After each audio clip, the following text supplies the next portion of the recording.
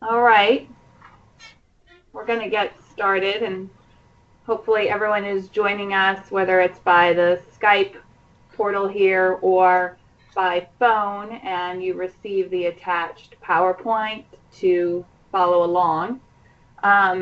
Today's webinar is part of a three-part series. This is our third installment. It is integrating water conservation into zoning.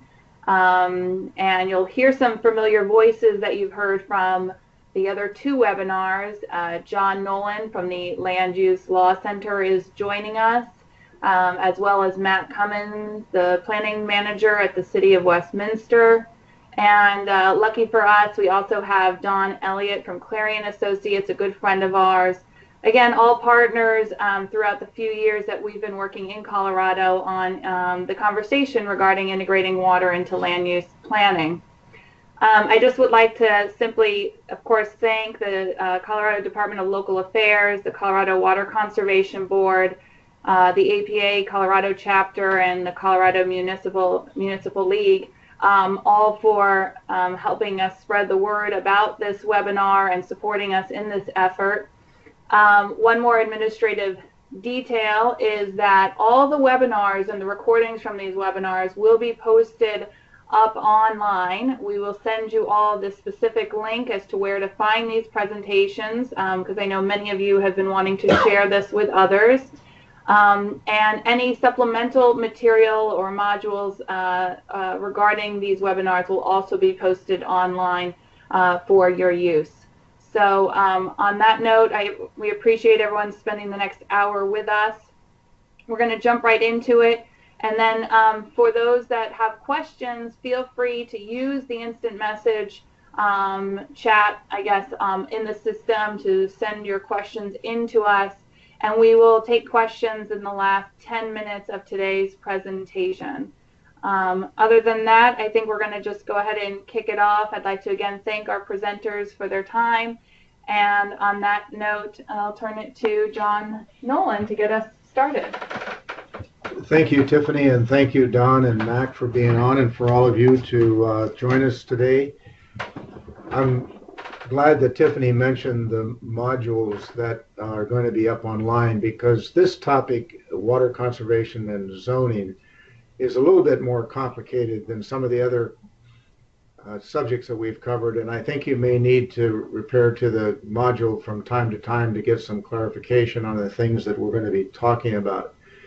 So we're here, as you know, from the previous conversations because there is a water shortage in Colorado, and there is a projected doubling of population, and if the predominant form of development, pattern of development continues, you're going to have a lot of homeowners that are using 220 gallons per capita per day, and through land use and zoning changes, we can bring that down to 80. So those are the bookends that we've been using, and we're here to try to talk a little bit about how zoning can reduce water consumption, and I just indicated it can do a considerable job of that. Don and I particularly want to give you some best practices for promoting water conserving land uses and landscapes, and incorporating water conserving fixtures, particularly on those landscapes, and then how to incorporate density in areas for water efficient growth while maintaining neighborhood character, improving the economics of the municipality, and protecting property rights. So we're here along with a lot of other folks as we've been doing these webinars and coming out to Colorado and getting involved with this issue of how to understand the incorporation of water conservation into the land use system. We've been working with a variety of stakeholders, local governmental officials and administrators, planners, elected officials, planning board, zoning board members, planning commission members, water providers, community members. There's a huge group of stakeholders that have been involved in our educational efforts, and interestingly enough, need to be involved in any effort at the local level to try to resolve the water planning, land use planning divide. So we'll turn quickly to the water conservation and the land use system, the intersection between them. And what, Tiffany, the next slide, please. And what we've talked about before is that the local governments and county governments in Colorado that are exercising land use power get it from the state legislature. And we talked about integrating these stakeholders that we just talked about and their input into the comprehensive plan to establish the community's vision. And we talked about a number of ways of amending the comprehensive plan to get water conservation front and center because zoning must conform to the comprehensive plan. So Don and I are going to assume that you've done that and that there's a good amount of water conservation goals and objectives in your comprehensive plan that focus on water conservation, and we're now going to talk about how zoning can implement that vision and that focus. So obviously, zoning permits certain land uses in designated districts. Everybody knows that. And it prescribes the dimensions for the construction and location of buildings. So I just said, current land uses, certain land uses conserve more water than others and can be facilitated, encouraged, allowed by amending the zoning ordinances. And water conservation standards can be added into zoning as well. This is a chart that we have developed, and every time we show it, it's gotten more populated with check marks. But what we've done here is to take a lot of wisdom that we got from bringing water planners and land use planners together and trying to figure out the kinds of things down the left-hand matrix that can conserve water, techniques that conserve water, and then where they go in the land use regulatory system. And so today we're talking about zoning regulations, and you'll hear us talk about denser development, putting that in zoning, cluster development, putting that in zoning, mixed use development, etc., mixed housing types, compact mixed use, and we'll go on. So we'll hear from Mac after Don and I finish on a wonderful case study out of the city of Westminster, and this slide is just there to keep you focused on the great presentation that he will make in about 20 minutes. So we start with as of right zoning, and what I'd like to do is to invite my colleague and the person that's educated me more about land use law in Colorado than anybody, Don Elliott, into the conversation now. And maybe as I introduce these slides, Don, where he thinks he can add a thought or two or a technique or two, will help me out with these slides. So we can take the zoning ordinance and we can say that we're going to use zoning to limit lot sizes. We're going to use it to cluster the number of permitted homes. We can emphasize infill development and compact mixed-use development as a matter of right, so that developers know they can do these things, and these things obviously, I think, conserve a lot of water. Don, a comment at this stage? Not yet. Okay, next slide. Don, I will wait for you as I'll create a couple of seconds at the end of each of these and let you come in, and if not, then Tiffany will give us the next slide. Sounds fine. Okay, so when the zoning is amended to allow the Planning Commission to cluster the number of permitted lots on smaller lots, this may result in smaller home sizes, not necessarily. Smaller home sizes usually result in more water conservation. The clustering of permitted units does result in smaller yards and less landscaping and less irrigation, and results in preserved open space, which enhances ecosystem services and groundwater recharge. And just so for those who are on the call who aren't land use planners, clustering basically is saying, in a given zone district, I'll let you create lots that are smaller than are otherwise allowed in that zone district if you agree to put some percentage, 30, 50, 70% of the land in open space. You don't have to give it to me. You just have to designate it as open space, but in return, I will let you build smaller lots closer together, reduce your infrastructure costs. And again, as John said, it may not result in smaller homes, but it generally results in smaller yards that are irrigated, because so much of the land is kept in open space that the amount of irrigated turf is usually lower. And I guess the two things I would say to keep in mind as we go through all of these tools is, in general, anytime you could reduce irrigated turf through whatever one of these tools you want to use, or anytime you can result in a smaller amount of land per capita being occupied, there is some savings in water consumption.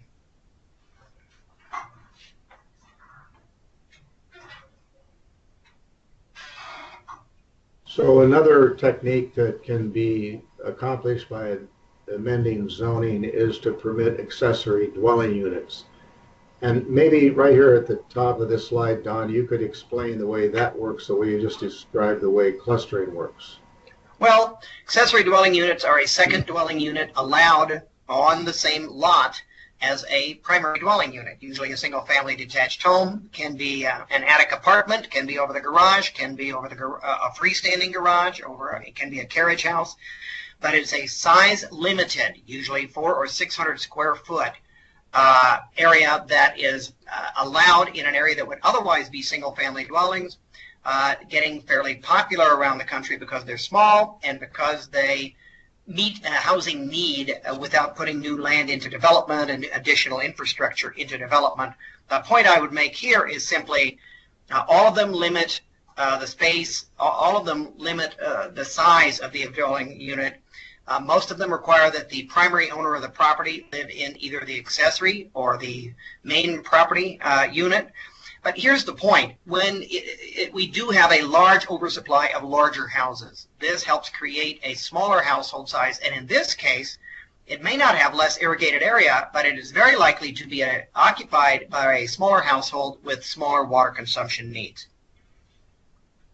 And as Colorado grows older, as most states are, there are a lot of senior citizens living in large single-family houses who might be very interested in occupying the accessory unit and creating a larger space for a family in the remaining portion of the house. So this is a way of accommodating population growth without increasing the irrigation or the landscaping a bit. Okay, Tiffany. Now we're talking about special use permits, and I'll give you a little example of this, and then Don can take it up. We found in our research in Colorado that there were a couple of communities that were allowing car washes as a specially permitted use or conditionally permitted use. And what that means is that they were deemed to be harmonious with the particular zoning district in which they were permitted, but they were subject to a number of conditions. And many of those conditions that we found were conditions that conserved the use of water. So once again, when we started this project 4 or 5 years ago, there was very little that we could find that had that kind of discrete water conservation objective in it. But here we found it in this very traditional land use technique called special use permits or conditionally permitted uses. I would only add that you can put, for example, in John's example of a car wash, if the car wash is allowed as a conditional use and you have to go to a hearing, those conditions, i.e. you must use water conserving and water reuse technology, can be part of that approval. But frankly, it could also be approved in, for example, an industrial zone where the car wash is allowed by right. But there's a use condition on it. No one has to approve it. It's just stapled onto your permit. Hey, you have a right to do a car wash, but guess what? In this town, car washes have to use water conserving technology, so that's part of your approval. Okay. So conditional uses in single-family homes, we began to broach that topic with the accessory apartment discussion.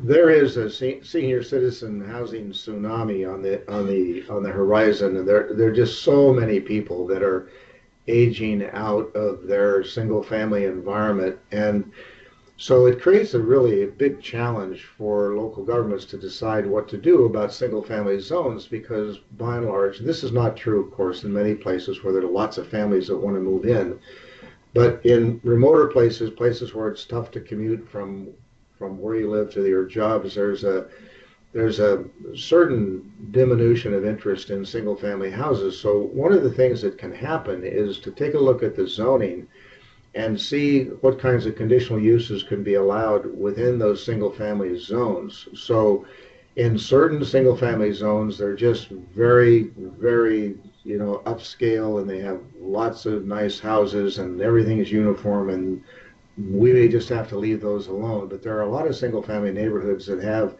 some non-conforming uses, some smaller lots and some attached homes and 2 or 3 family homes, small multi-families. And what can happen is that you can look at the zoning district, which probably limits all new construction to single-family houses on individual lots, and begin to loosen it up a little bit, and either as a conditionally permitted use or some other device, allow those more energy cost and water conserving types of houses to exist, and to put on those approvals landscaping plans, compatible design, conserving landscaping fixtures, etc. Don? Not much to add. I think housing economics are pushing us in this direction anyway. Every code I'm asked to write asks for a wider variety of housing types in order to reduce the amount of land and the cost of the housing per capita. You could see it as being, complementary to water savings. Basically, it's silver lining. When you do occupy less land and irrigate less land and accommodate smaller households, you're going to see water savings. Okay, so we can conditionally permit water-intensive uses upon water conservation measures, and that could be exactly the kind of car wash example that I just talked about. I'm not sure this adds much to what we've discussed. Don, do you have any further comment, or shall we just go on? I think we've covered this one. Okay.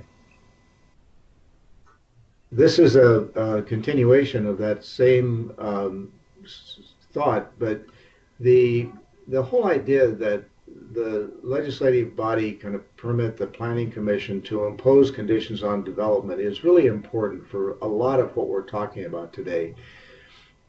Conditions are fine. Conditions are constitutional. Conditions don't diminish property rights in any way that implicates the Constitution or statutes in the state of Colorado, as long as those conditions are reasonable and connected to the impact of the development on the community. So writ large, what we're talking about is that if you're going to move into a single lot, single family house and use 220 gallons per capita per day, that's a negative impact on the community, and we can condition your development on water conservation. So we'll make that point out of this slide, and I don't know, Don, there are a few extra measures here that you've argued can be put right into the zoning itself.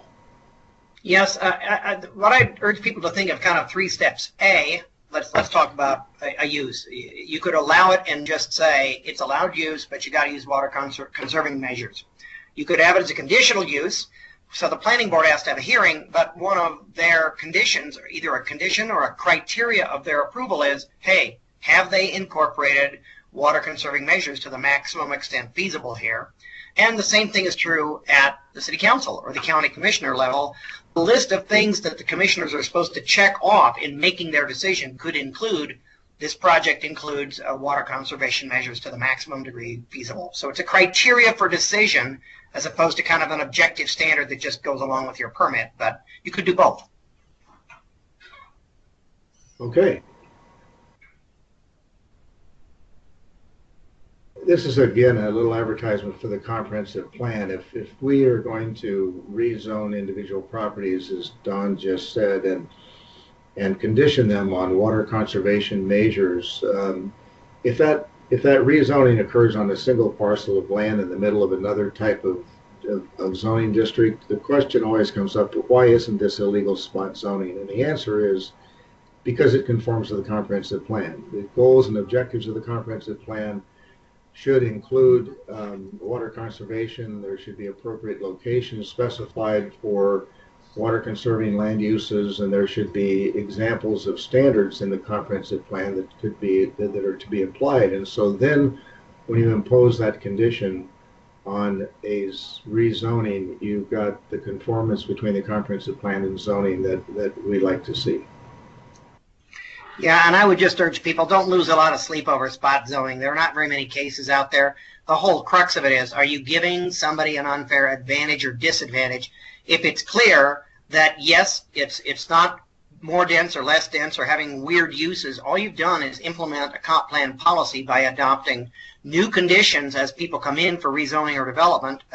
You're not singling these guys out. They're the ones who came through, and that's why you applied the policies.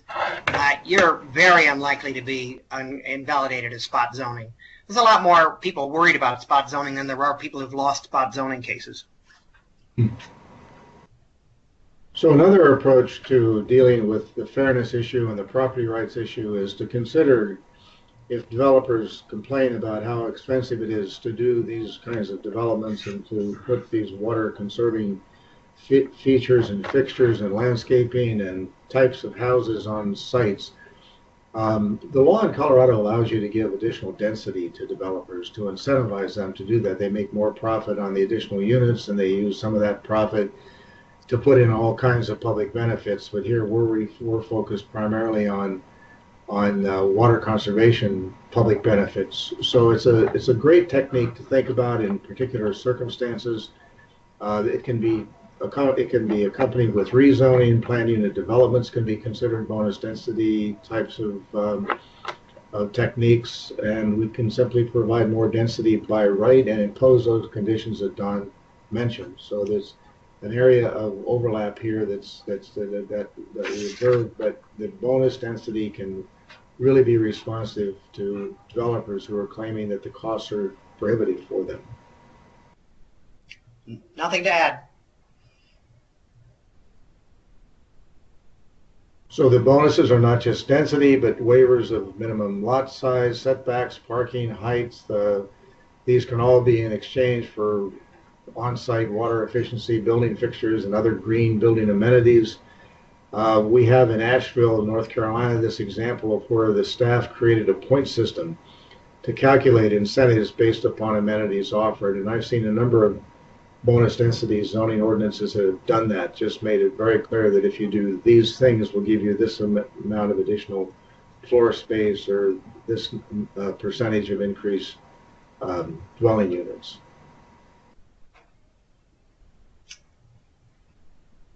So planned unit developments, this is one of your favorite topics, Don. Let me give it to you from the beginning, if you don't mind. Well, PUDs are very popular in Colorado. Planned unit developments are basically negotiated zone districts. You are tailoring the zone district to the exact thing that the city wants to see and the developer is willing to provide. They usually take a while to negotiate. They can vary underlying zoning, underlying subdivisions, underlying conditions, underlying requirements. It's a deal. We're making a deal here, and city council's approving the deal. It's perfectly legal in Colorado. It has been for decades. And again, the criteria but you have to adopt, before you start reviewing individual developments, a set of criteria. This is what we want to see. This is what we're going to review. These are our values and why we're willing to offer you flexibility. And the point of the slide is the water conserving features, water conserving landscaping, anything to reduce the consumption of water can be a criteria or a requirement for negotiating a PUD. So my only caveat is this. PUDs tend to be fairly expensive to administer over time. I'm surprised how many people's first choice about being flexible or doing something new is, hey, let's do a PUD. I believe many people who go down that road regret it later because there are simpler tools to do it. It's very popular politically because everybody gets to see it and smell it and taste it before it's approved. I will tell you that it's very easy to overregulate or overspecify a PUD. So do not make this your first choice. Make it your second or third choice if you can't figure out how to get these goals in some other way. This next slide has an item in it that I really like, and that is Broomfield, Colorado uses a pre-application plan review meeting to negotiate the amenities and the flexibility in PUDs, and they include their water planner in that meeting, which sounds so straightforward and so simple, and yet it's so infrequently done.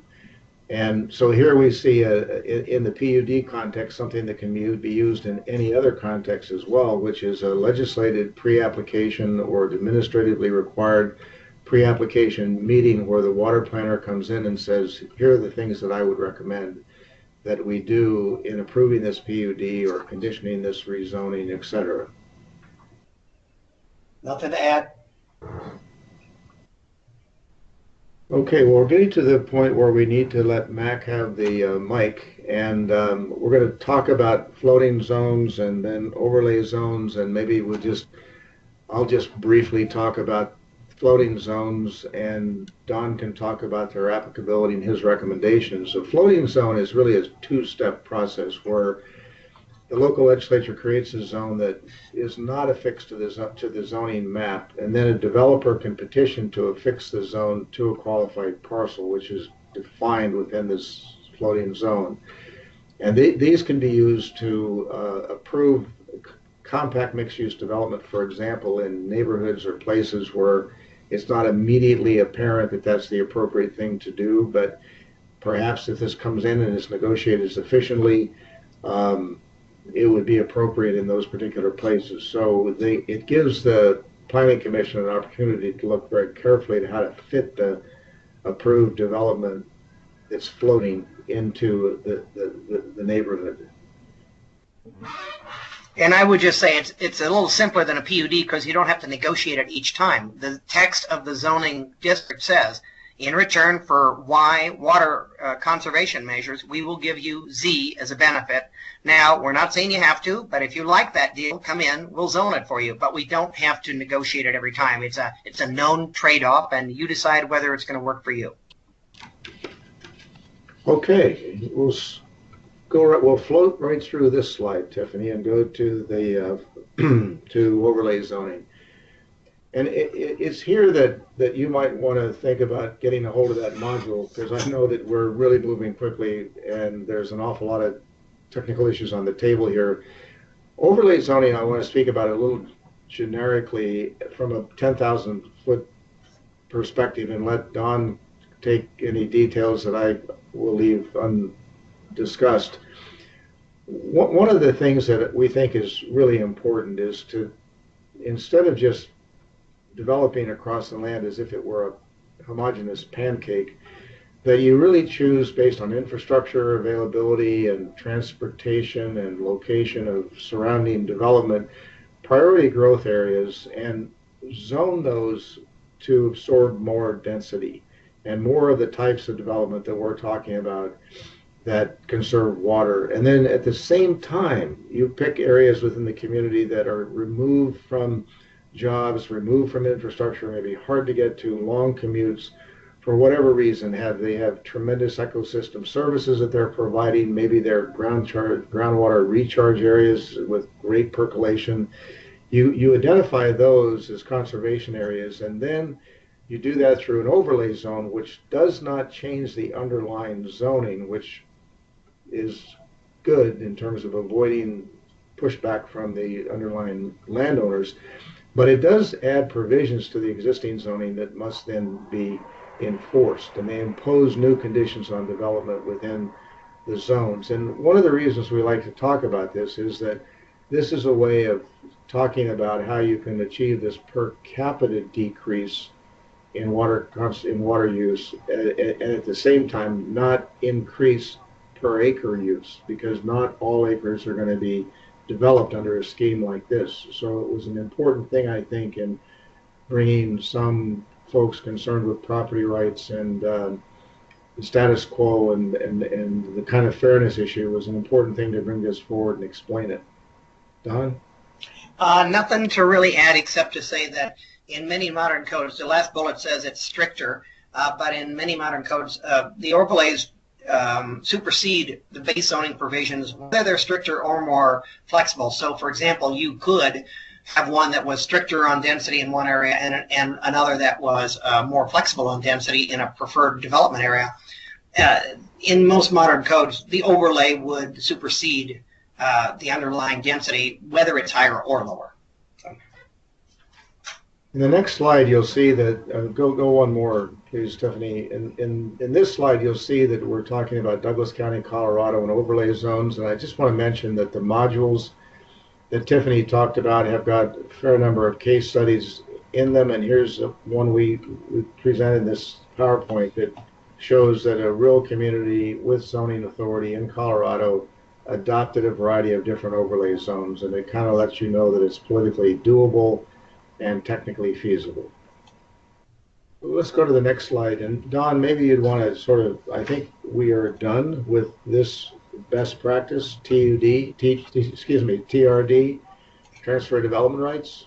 Well, we've talked about it in terms of overlay zones. Just the only point of the slide is you may also help move density from less preferred to more preferred development areas to increase, reduce per capita land and irrigation and increase per capita density and reduce water consumption through a TDR program as well as paired overlay zones. That's the only point of the slide.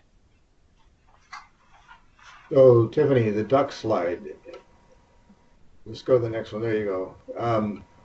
Susan Wood, the former chair of the APA Colorado chapter, gave me this slide because I always talk about getting your ducks in a row and figuring out which that lead duck is, and then put the other ducks in place as you proceed and have success. So although Don and I have talked about a lot of different techniques, obviously you can't use them all, and hopefully you'll be able to shop through what we've suggested and pick a lead duck and imagine which ducks might be following. And with that, Don, final comments, and then we'll turn it over to Mac. Nope, I'm finished. I'm looking forward to hearing from Mac. Okay, can everybody hopefully hear me okay here? I'm not sure exactly how I should try to follow the duck slide. Always difficult to follow John and Don Elliott. So I'm going to try to jump into a series of things that we do here in Westminster that hopefully will be valuable. There'll be some lessons learned for some of the other folks involved in this whole issue out there. And just as a starting point, I think it's really interesting and also really important that we're all having this dialogue right at this point in time. Many of us were probably just down at the state planning conference, and I met a few folks that were up from Arizona wanting to talk to us about this very issue, because Colorado is in many ways leading the nation in talking through how to get land planners and water planners more on the same page. And so sometimes I think we lose sight of the fact that we're all doing great work starting, and there are other states that are actually really far behind the curve just to start off with. So I want to go to the next slide, Tiffany. This is a map of our city. I'll only mention it in the context, our comprehensive plan has very robust policies relative to water use, and the ability to provide water as a fundamental factor in land use decision making.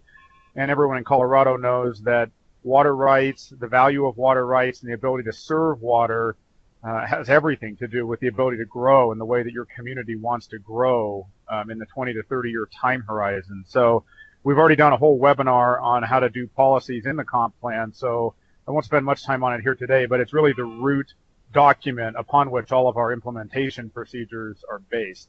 Let's go to the next one. So with this slide up last time, we spent quite a bit of time talking about, number one, the constant coordination and communication, and then the last one there, as I just mentioned, the comprehensive plan and the water supply plan. The communication I'm just going to mention again because I really believe it's important. Having an opportunity for myself to, as the planning director here in town, to spend time with the water utilities directors and managers to get on the same page at a policy level, looking at politics and economics and land use and this dynamic land use modeling process, which obviously then has an impact on the water modeling process, and I'll show that slide here again in a minute, is everything to helping our staff get to a place where we can look at updates to landscape code, inspections, water audits, and of course the cost of the utility itself.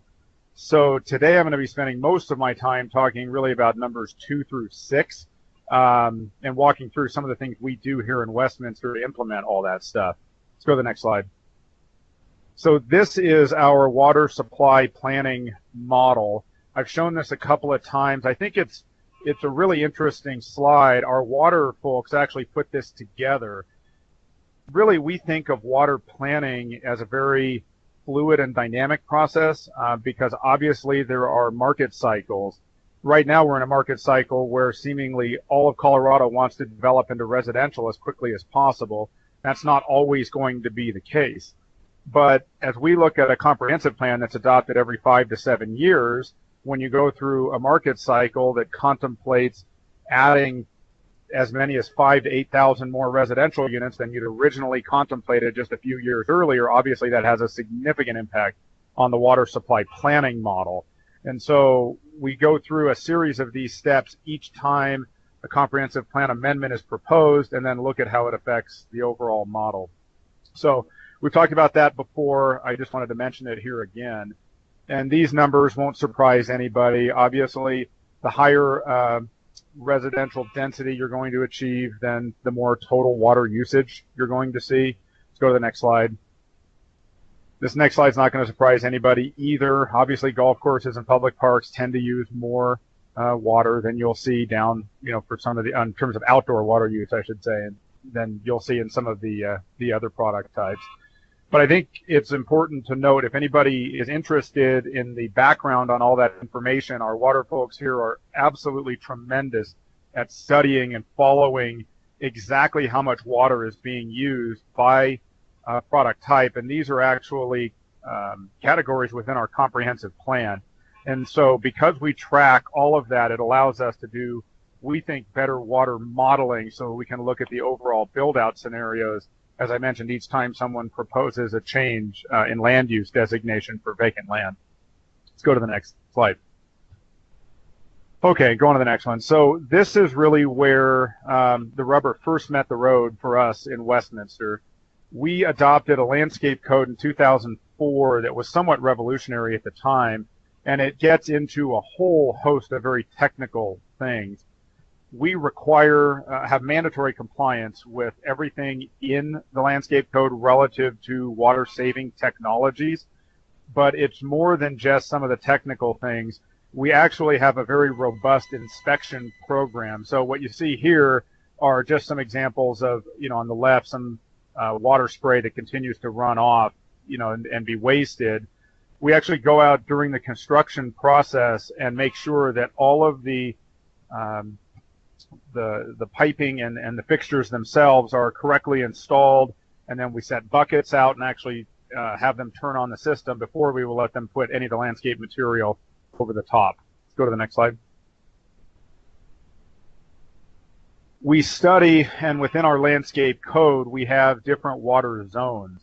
And the water zones then directly correlate with how much total water you're allowed to use per square foot or per acre, effectively, based on the product type that you are proposing. And so we have a landscape architect in our Parks and Rec department and a landscape architect in the planning department review all landscape plans that come through for compliance. And effectively, you're only allowed to use so much high water using landscape materials within what we have it broken down as the zones. And so you see the high water zone, the moderate water zone, and the low water zone.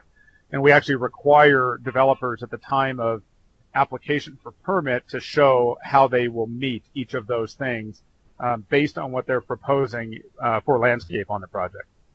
Let's go to the next one. The other thing we do, we have a very robust non-potable water system. It's not completely citywide, but the goal is to eventually try to get it as close to citywide as possible. Obviously, when you're using reclaimed water, it has substantially reduces the amount of potable water that you're using. And if anybody wants any information on this, I will be happy to put you in touch with our public works folks. We've learned a lot of lessons about how to actually accomplish that, how to have the water work and make sense, and how to treat it and clean it to really keep landscape thriving. We are very proud of the fact that we are a tree city, and so we spent a lot of time working through these issues. Go to the next one. A big thing we do here in Westminster, which I know is starting to become much more popular, we require mixing in of soil amendment before planting anything. We find this does a couple of things. One, it helps retain water, meaning less total water is used to keep the same look and feel of the landscape. It also helps the landscape itself. As everyone I think knows, we have very clay-driven soils, and so mixing in the soil amendment and tilling it in allows for that to be much more fertile and keep the landscape alive much longer over time. And we've got all kinds of study work on that to show the cost effectiveness of putting that in. If anybody's struggling with that, happy to give that to you.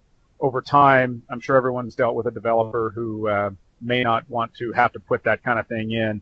We find just from a water using standpoint, we can show that it absolutely helps reduce total water usage in landscape. Jump to the next one. Okay, so this is where John and Tiffany had asked me to spend some time. And I think this is really interesting. It's a program that we use in Westminster that specifically ties residential building permits to ability to provide water. And it started in the late 80s when we were quite literally acquiring water rights year to year, almost hand to mouth, to be able to serve development that we wanted to issue building permits for. And so what we do is an annual competition for any residential development. All non-residential development is exempt from the competition. Residential development, we require competition because they're the highest water users. And then at the end of the competition, there are winners and losers based on what the applicant proposes to build on the site, many of which are green building techniques. So let's jump to the next slide. I'm going to walk you through how all this works. So we have effectively single-family equivalents. We call them service commitments. One service commitment is basically the equivalent of a single-family detached unit, and then we have fractions for the other types of product type that are proposed to be built in the city. Our city council allocates service commitments. Each fall into different categories. So there's a multifamily category, there's a single-family category, there's a townhome category, a senior housing category, etc. This year we put 600 total service commitments, and again, that's more than 600 total units because there's a fraction for the other product types. And the competition is actually open right now. Jump to the next slide. So when you make application to participate in this program, effectively what you have to do is a thumbnail sketch of what you're proposing to build. In addition to that, you will have to provide a checklist, and the checklist walks through all the things that you can score points for. So we have base zoning minimums, and then you can score points for committing to something more than the minimum. Now, some of these things are not water related. Some of them are architectural features. Some of them are better site planning features. Some of them are right-of-way dedications. But we have a very robust section on landscape and water use, and you score a whole lot of points for committing to more environmentally friendly and or things that would get you qualified for certain types of LEED certification, for example. Jump to the next slide. So this is effectively the total amount of allocations that we are issuing this year.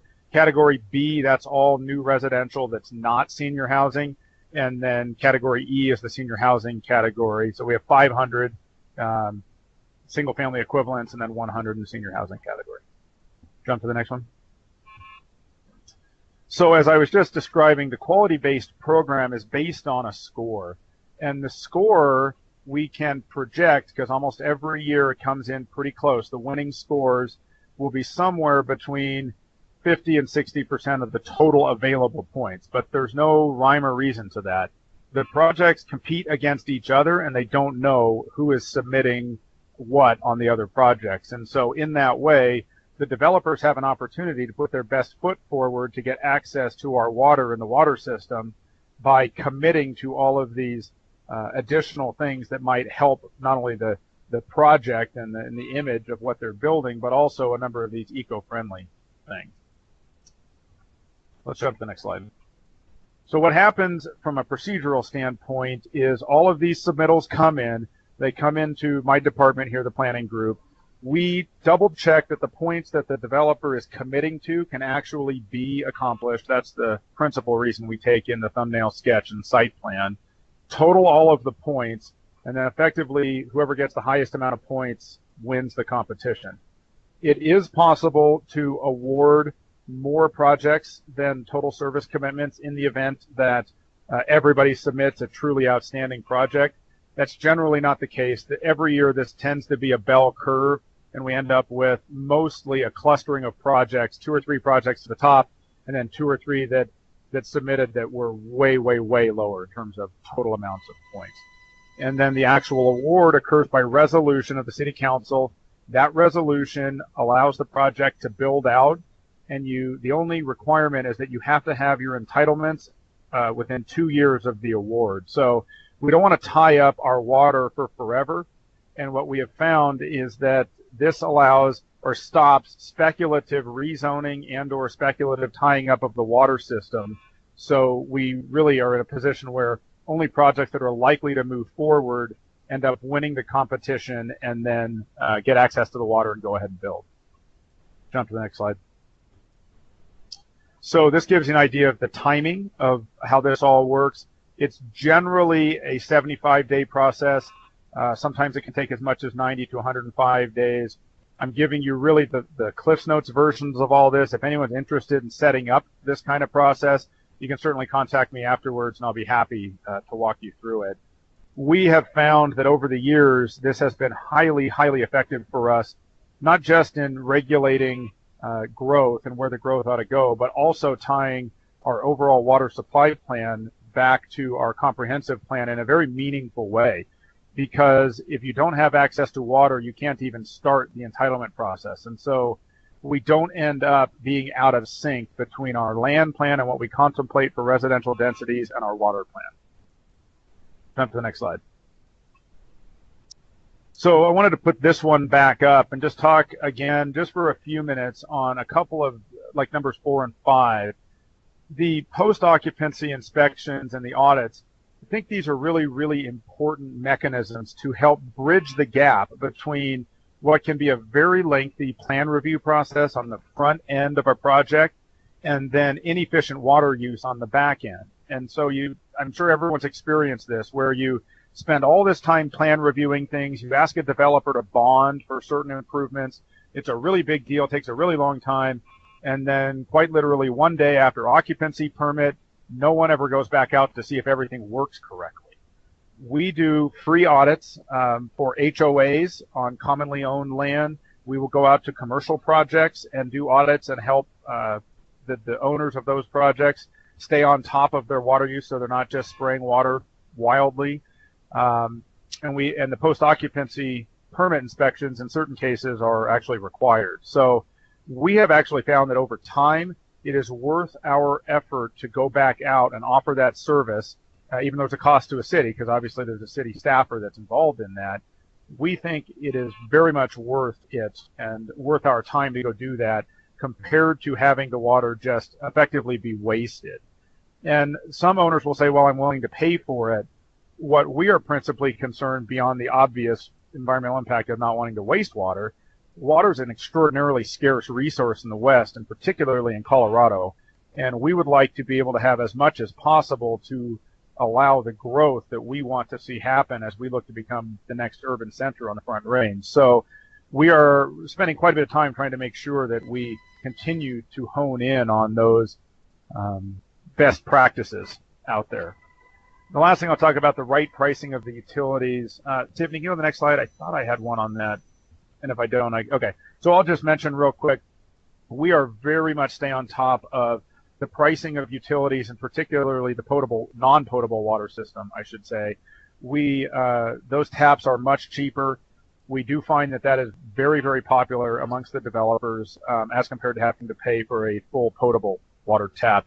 And again, I'd be happy to put you in touch with our technical staff that spend quite a bit of time following all of this and make sure that we stay on top of it. So I'm going to go ahead and stop there. I'm just going to put one shout out to Don because I can't not do this. We actually like planned unit development quite a bit here in the city of Westminster, and I understand why he made the comments he did, and he and I poked fun at each other a little bit on this. But PUD actually has been very flexible for us, and yes, it can be more time consuming, but we have also found that many of our development partners actually enjoy the opportunity to work through code issues that otherwise might get in the way in other places. So, and that's an inside joke. So I'll stop there and happy to take questions.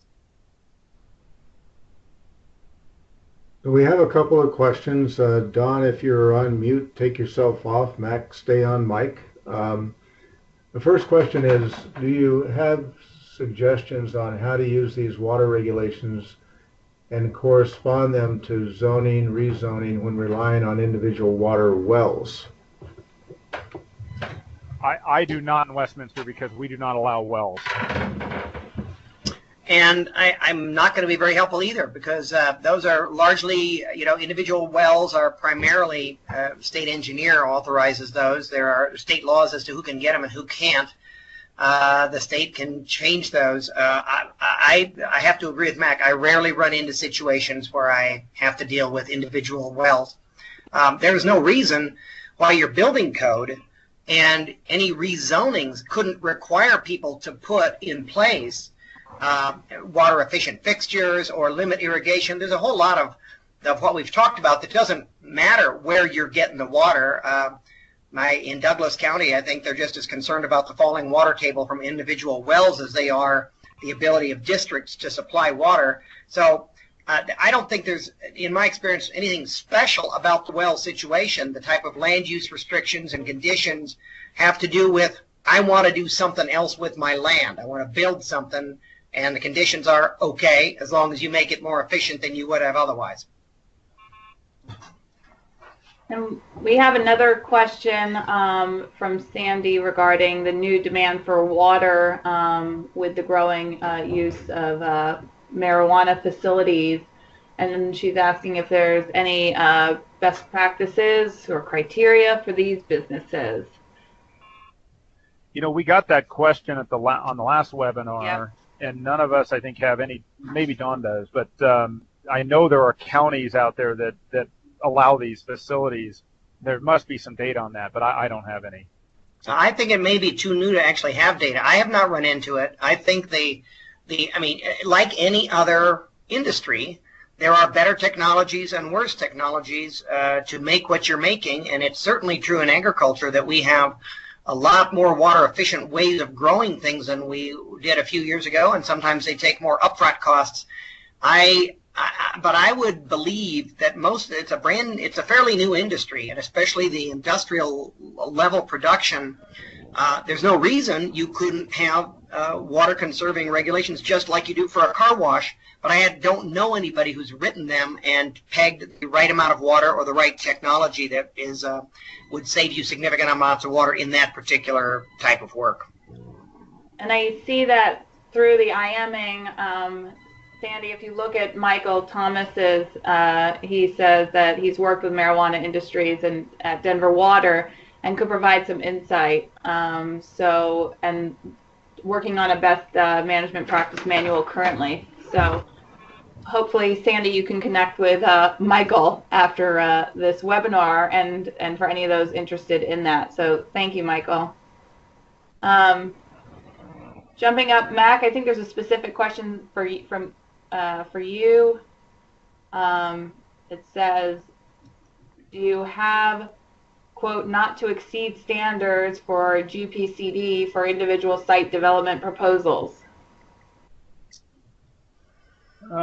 Yes.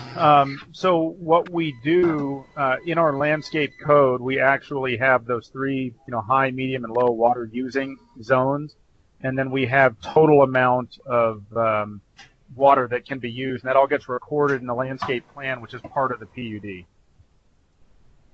And I can certainly have our landscape guys get you whatever you need if you shoot me an email.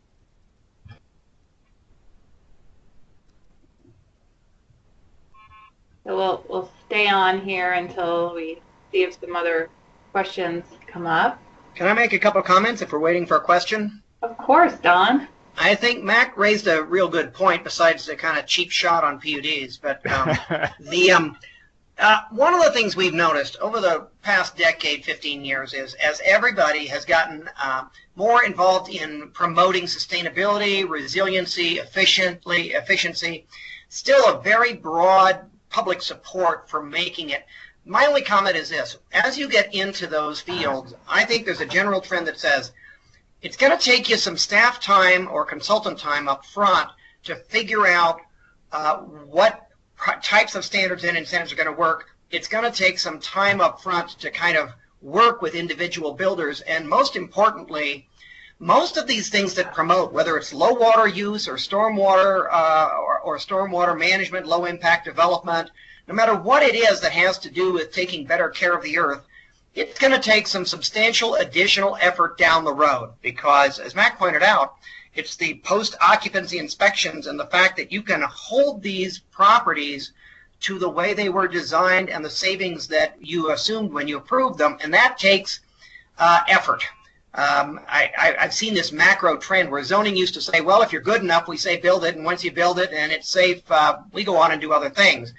And I think most local governments are finding it ain't that simple. There is going to be a substantial maintenance, management, monitoring, operations, and just be prepared for that. It's not a reason to do it, but be prepared to say, listen, we are, sorry to say it, we're going to need some more staff down the road if you really want these good values that we are designing for to be maintained over time.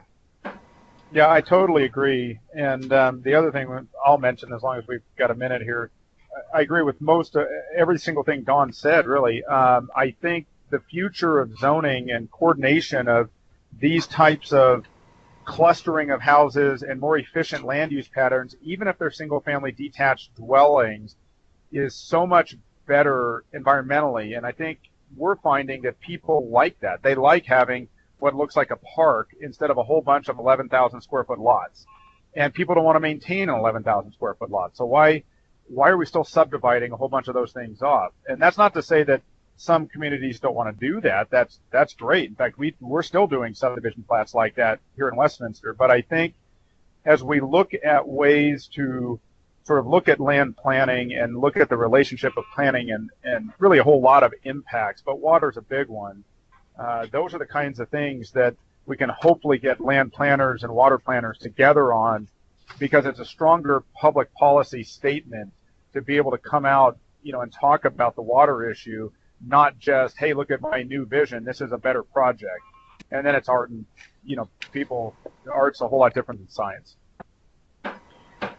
So we do have a question that came up, a couple. One is, again, to you, Mac. Are you performing post-construction irrigation audits for single-family developments? And if yes, what are the teeth to that? And what happens when they do fail the audit? So we don't do post-hoc inspections for single-family developments except for the HOA owned property. So we require 4% of a site to be private open space, landscaped, generally park areas. And so we'll go out and do an occupancy permit there.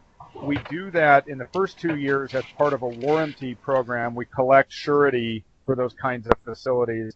If they fail that inspection anytime in the first 2 years, then the warranty period pushes out because they've got to fix the things, obviously, that were broken. And then we do it as part of an ongoing maintenance schedule, and I don't know if it's every 5 or 7 years. We try to get out to all, but if we don't, then what happens is anyone can request one at any point in time. We have another question for anyone. What is your assumption for average daily water consumption per SFR? Single-family residence, I think that gets back to what you said, John. Yeah. I think it's more for Mac. I don't know what they use when they are consuming it. The data that you bracketed earlier, if left to their own devices and leaving the water running, it's going to be 220 gallons a day, and it can get down to 80. Yeah, the related question is, can you document that comment that I made, that per capita per day can go from 220 down to 80? And I can say as an academic that yes, we did an empirical study of that, but it was as and when the comments came flying in as we did our 4-day training programs with Denver Water present and a lot of other water planners present. There was no discrete study that we can send you, but those were the conclusions from a large group of folks who have a lot of experience with this type of development.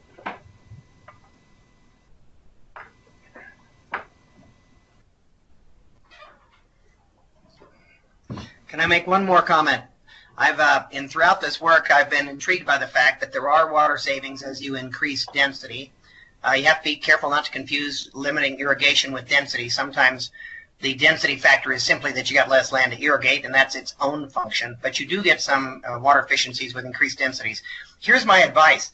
Don't try to sway your city council to higher densities just because of the water savings. It's unlikely to work. Just blame housing affordability and let them carry the water while you enjoy, no pun intended, while you enjoy the benefits, that knowing that as those more efficient housing units are developed to meet market affordability needs, you're also saving water.